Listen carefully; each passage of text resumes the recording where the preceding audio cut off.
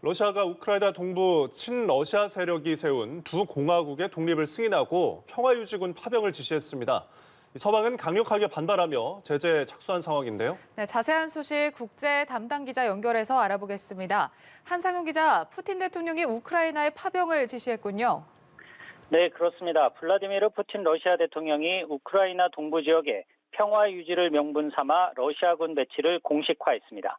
이 소식은 러시아 현지 시간으로 월요일 밤 외신을 통해 긴급 타전이 됐는데요. 푸틴 대통령은 국가안보 긴급회의 뒤 국방장관에게 우크라이나 동부 돈바스 지역에 러시아 평화유지군을 파견하라고 명령했습니다.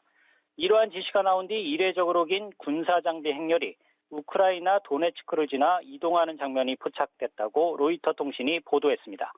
돈바스는 반군 분리주의 세력이 자칭 도네츠크 인민공화국과 루간스크 인민공화국을 수립했다고 선포한 곳인데요. 푸틴 대통령은 이 두 곳을 독립국으로 인정하는 대통령 명령과 함께 이 두 개 공화국 지도자와 우호와 협력, 원조에 관한 조약에도 서명했습니다.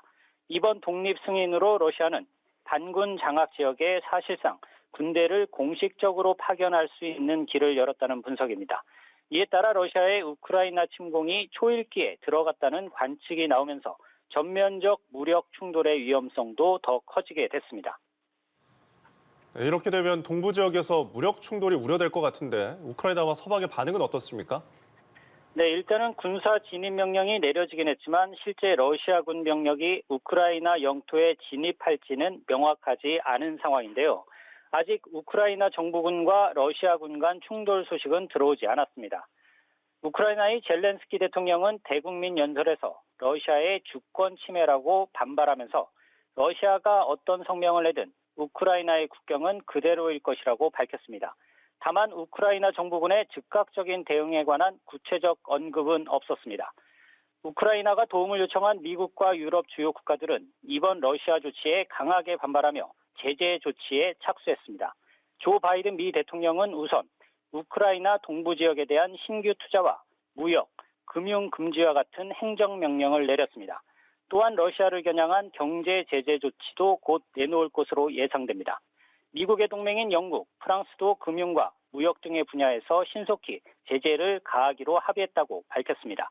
유럽연합 EU도 러시아를 겨냥한 집단 제재 논의에 착수했습니다. 다만 서방은 군사적 맞대응 조치를 내놓기보단 제재를 먼저 강조하는 모습인데요. 유엔 사무총장은 러시아의 결정에 우려와 함께 주권 침해라고 비판하면서도 평화적 해결을 촉구했습니다.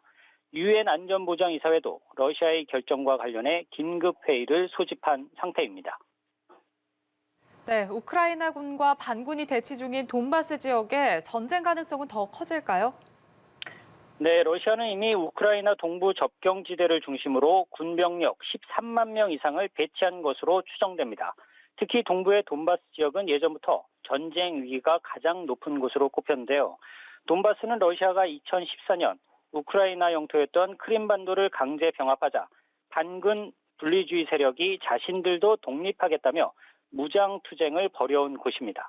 이 때문에 돈바스에선 정부군과 반군의 교전이 언제든 일어날 수 있는 화약고 상태였는데 러시아가 질서 유지를 이유로 파병을 하겠다는 겁니다.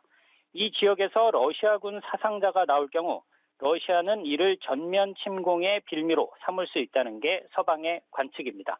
이런 상황에서 국제사회의 관심은 오는 24일 예정된 미국과 러시아 외교장관 회담에 쏠리게 됐습니다.